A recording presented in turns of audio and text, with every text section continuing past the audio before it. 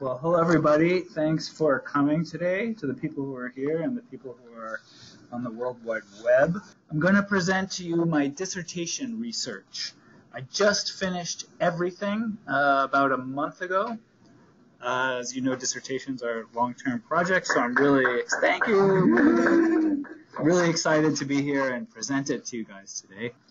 My dissertation was a 3-paper dissertation, and I'm going to present all 3 papers today. So I'm actually going to do 3 mini presentations. First, I'm going to give you a background on traffic calming and the Neighborhood Slow Zone program. And sometimes I might refer to this program as the NSZ program for Neighborhood Slow Zones. Is that all right? Yep. Then I'll go over the 3 empirical chapters of my dissertation. You can see the 3 topics here.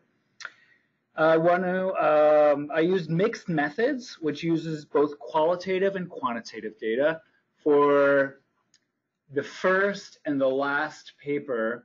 And the second paper, which is an epidemiological analysis of traffic injuries, uses purely quantitative methods. First, a bit about traffic calming.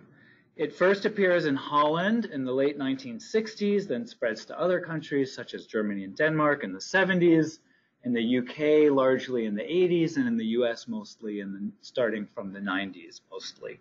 Traffic calmed areas often have speed limits of 20 miles an hour, but it's common to see lower speeds, as low as walking speeds, as you see in this photo here from a city in Germany, which is about 2.5–3 miles an hour. That's common to see throughout Europe and the UK at least.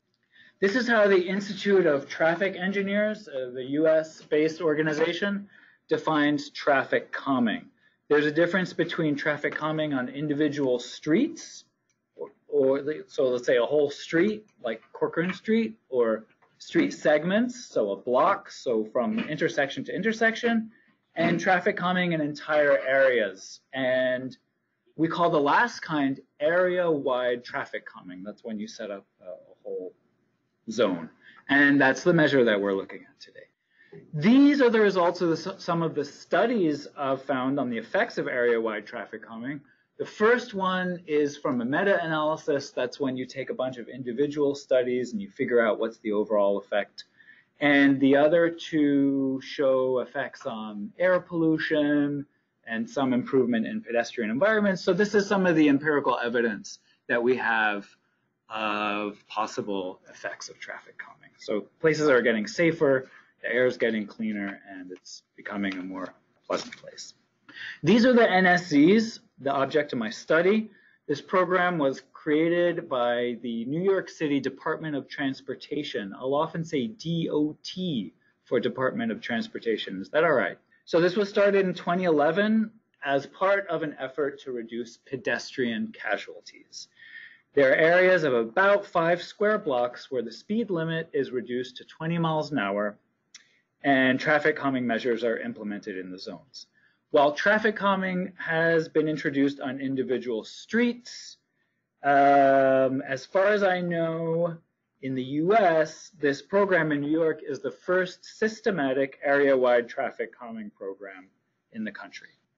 And these are the 28 zones implemented to date. They're distributed across the city, and about 550,000 people, or about 7% of the city's population, live within the borders of these zones. Getting into the first analysis, we're looking at the NSZs in terms of environmental justice areas of the city.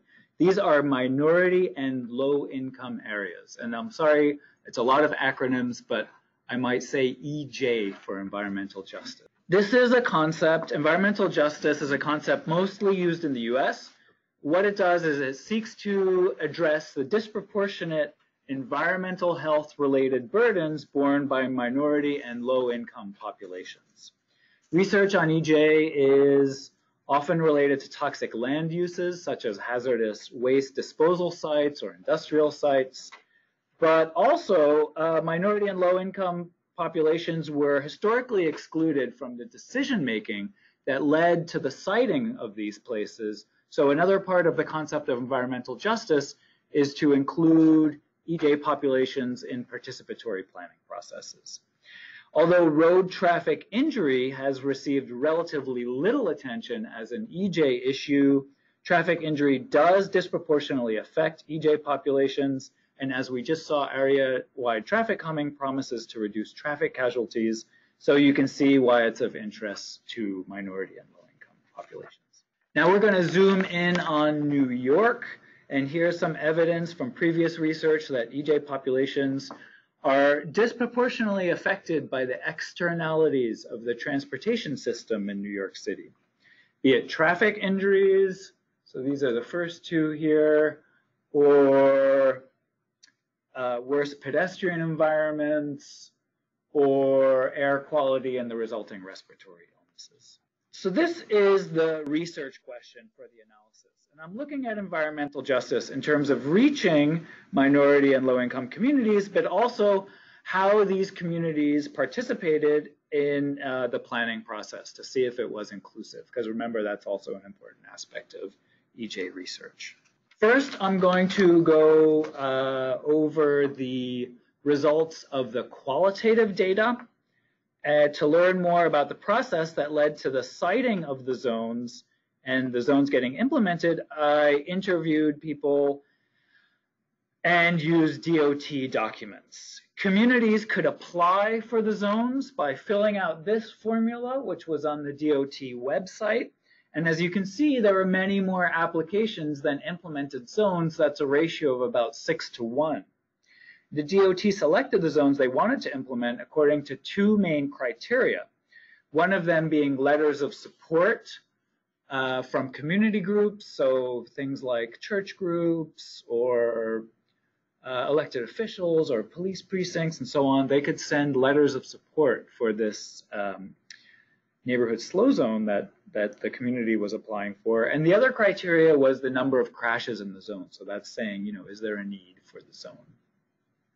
And also during the application process, the DOT actively reached out to community groups. For example, they reached out to the Brownsville Partnership in the majority African American area of Brownsville and Brooklyn to let them know that they were accepting applications for slow zones.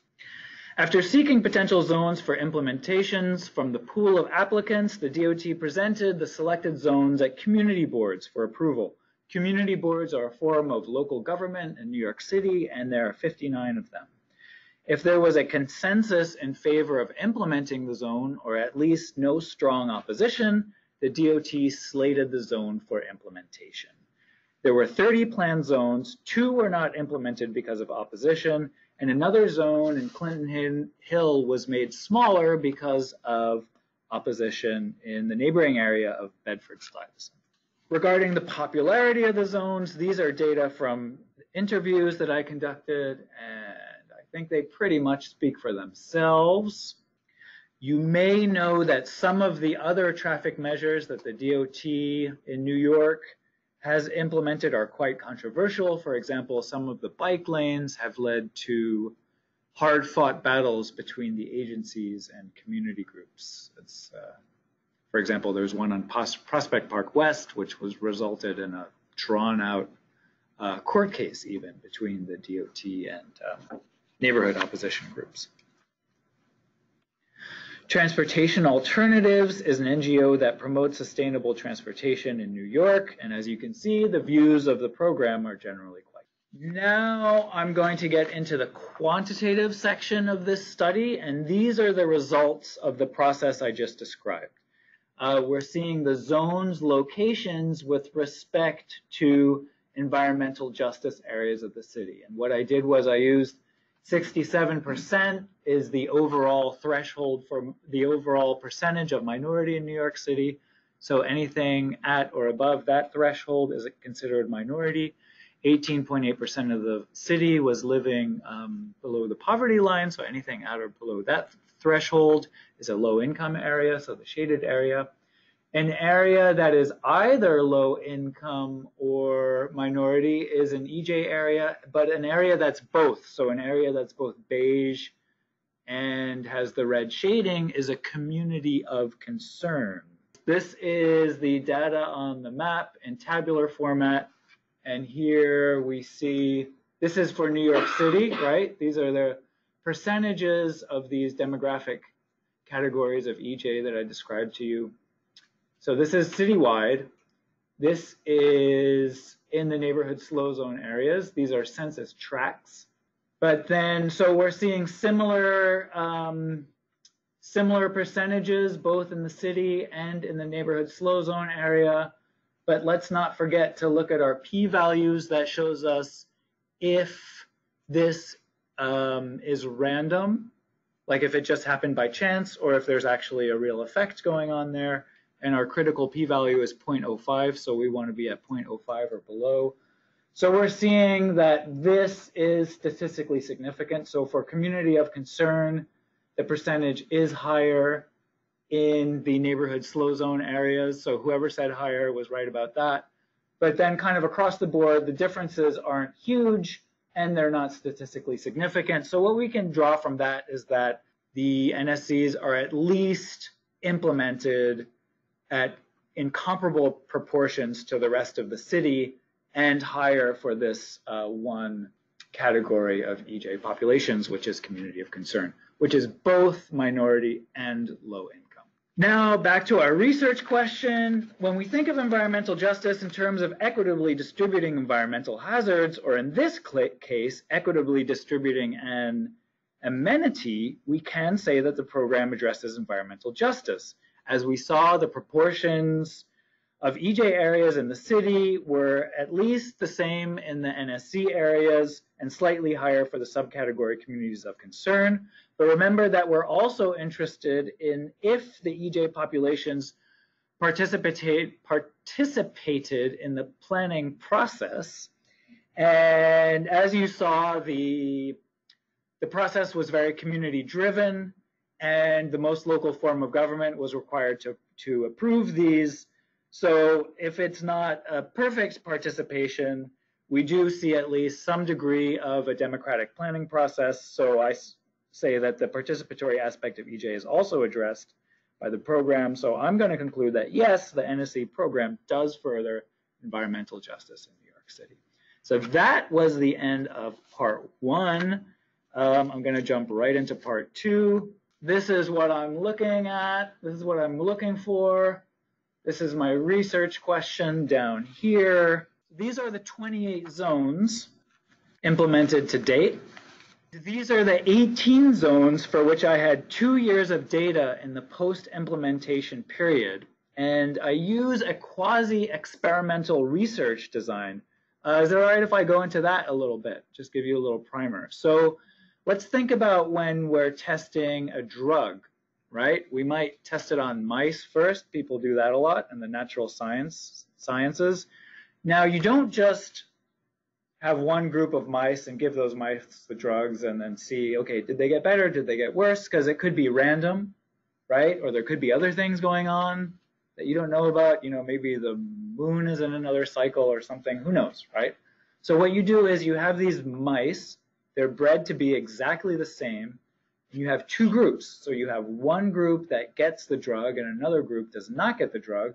And then you look at what happens to the mice in both groups and you compare the results. So in the real world, you don't have the same ability to control for all the possible confounding variables. So if you're looking at a real world intervention like slow zones, what you do is you try to set up something that's as close as possible to that lab experiment.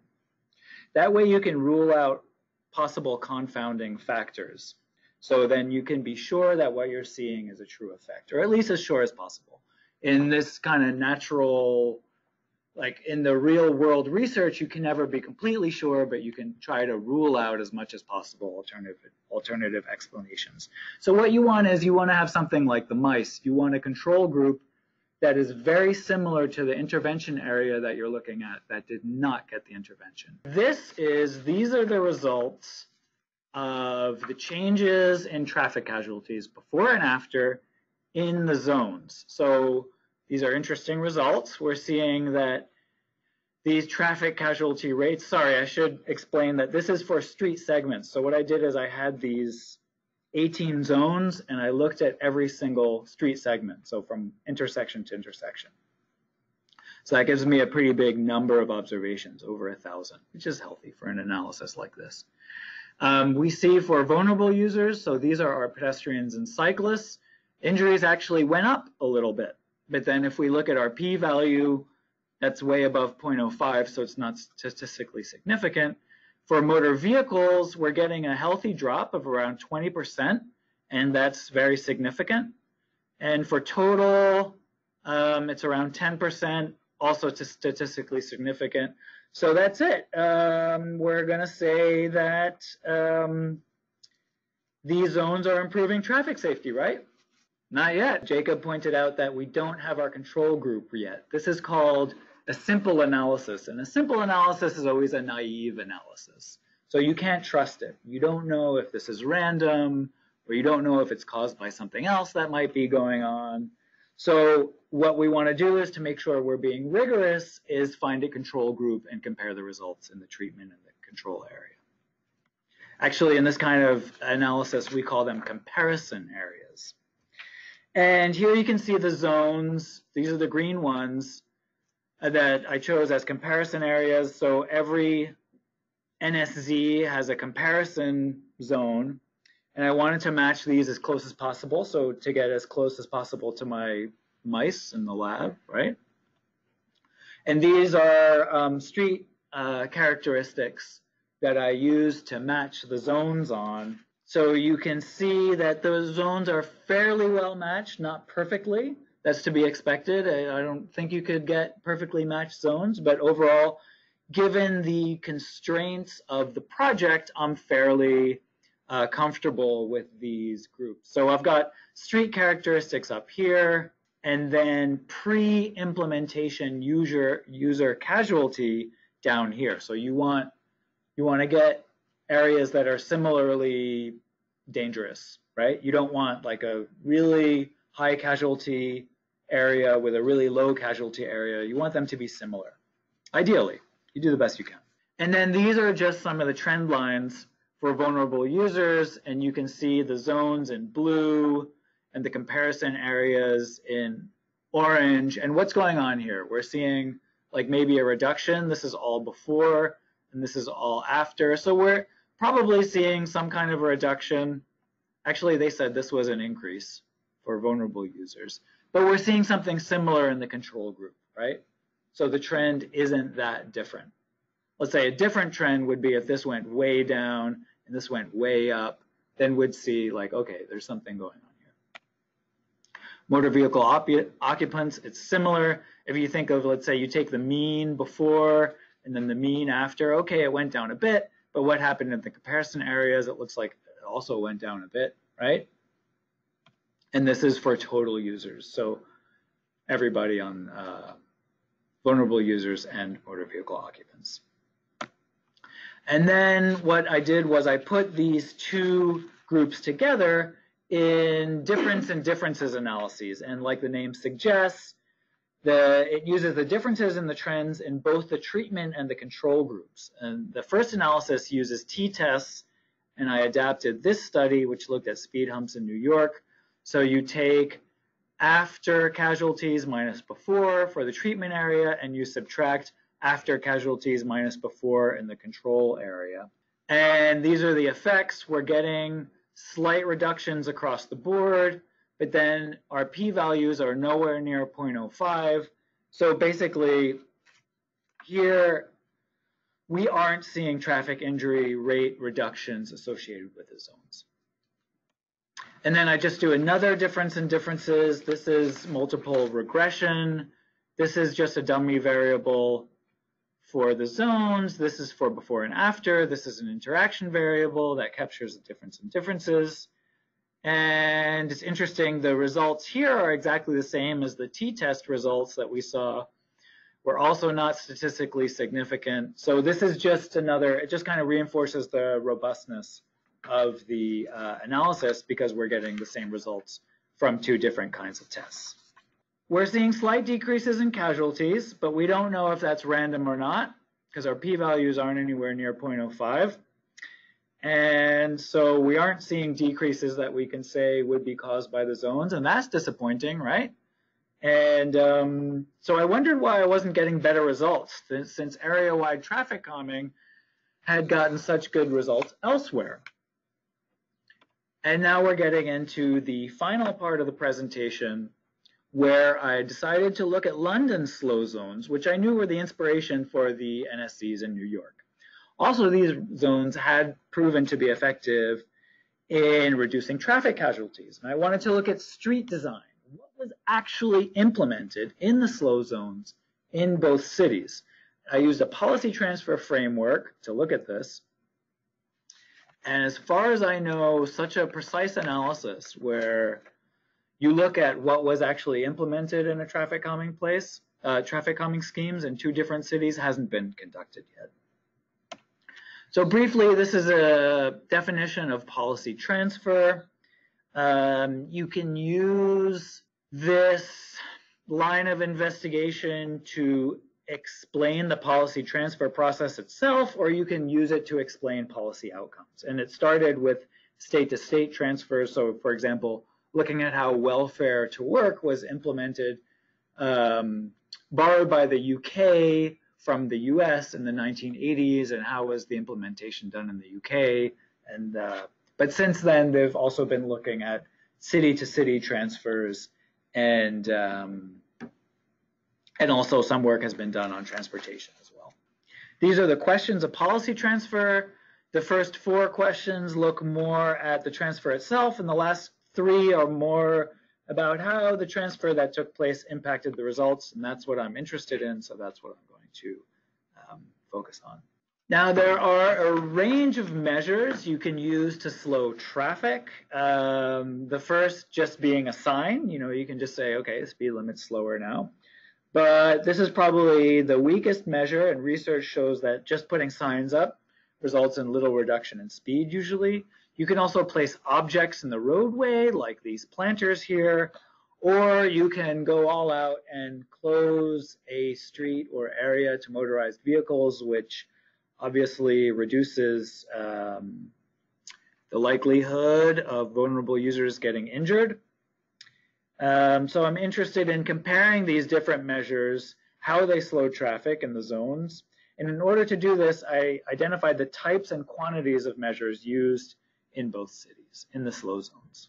For New York, gathering this data was pretty straightforward. I knew where the zones were. I had all these presentations about the zones, so I could just count these measures that they implemented, and then with that data, verify it with the DOT, and they told me, oh, there are a couple more speed humps in that zone, so add that to your data set. That was really easy. And I counted 452 speed humps in the zones in New York. They were all located mid-block, so none at intersections. And then, so I had all the data for New York. That was really quick and simple, so now I just needed it for London. This is a map of London's 399 zones, and believe it or not, I was in touch with people in London, and nobody had the data. I had been talking to the lead author of a very robust study that was done on the slow zones. I'd also been talking with the director of the London campaign of a UK NGO called 20's Plenty. That's an NGO that advocates just for lower speed limits, which they have an NGO just for that in the UK, and they're quite successful. So I asked around to see if anyone had the data. I even talked to Transport for London, which would be like our DOT here in the US. Nobody had it. But the lead author of this study very kindly shared this shapefile for me. That's a file that you use with GIS mapping software. So that way, with this shapefile and a few other reference documents, I was able to use Google Street View and actually count the traffic calming measures. Now, there are 399 zones, and I knew I wasn't going to be able to gather data on all the zones, or even a statistically representative sample, which would have been about 200. So what I did was I chose a stratified sample, and that's a non-representative sample that at least captures the diversity of the characteristics of the zones. So I use size as a criteria. I use geographical locations. So for every one of London's 33 boroughs that had at least 2 zones, I selected one. And then stated purpose. So the zones were implemented because they were in old village centers or around schools, or to reduce rat running, which is cut through traffic. So this is a non-representative sample, but I at least vetted it with my colleagues in London, and they said that it is at least somewhat representative of the entire population of zones on those key variables. So now getting into the results. In London, I saw speed humps, similar to what we saw in New York, a bit different, but essentially the same. I also saw speed cushions, which were these smaller things and different configurations of those. I saw a lot of raised crosswalks, which is where the pedestrian remains at the same height as the sidewalk and the automobiles go up and down. And these were most often located around the borders of the zone. So it was a very clear sign to the motorist that they're now entering a slow speed area. I also saw mid-block raised crosswalks and raised intersections. This is where they'll elevate the entire thing, right? The whole intersection.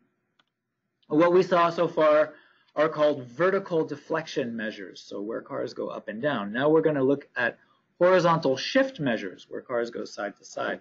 These are pedestrian refuges that I found, or this is a pedestrian median, you could call it. Different configurations of those.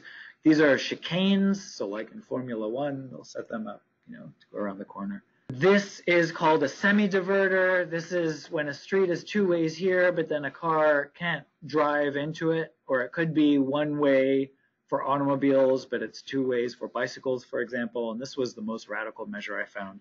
That's a street closure. And then I also found combinations of measures. These are two curb extension that create a pinch point where you have two-way traffic, and there's also a speed cushion, kind of hard to see, in the middle of that. This is a gateway, and they've also got a speed hump, a raised crosswalk with a pedestrian refuge, and these are curb extensions, a raised crosswalk, and then there's even a speed hump right on the other side of that. So this is the result of what I found. So what do you think? Is there a difference in the traffic calming measures used in 20-mile-an-hour zones in London and New York? Maybe a little one, right? Per mile, there were about 5 times as many devices in London than in New York, and per segment, there were 3 times more. That was the quantitative data. I just want to show you some qualitative data about the NSCs and the traffic calming measures used in New York. I found out from the qualitative data that the idea of using area-wide traffic calming came around when DOT officials were conducting research for the agency's 2010 pedestrian safety plan, and these researchers were inspired by studies that they saw in London that had good results from these 20-mile-an-hour zones, so they wanted to do a New York version, and that resulted in this pilot zone in Claremont and the Bronx in 2011. I also learned, well, I've been following this program for a while, so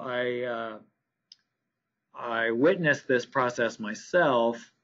The zones originally had these things called gateways, where they eliminated a parking spot, and they would put this sign here, and that was to give a clear message to motorists that they were entering a zone.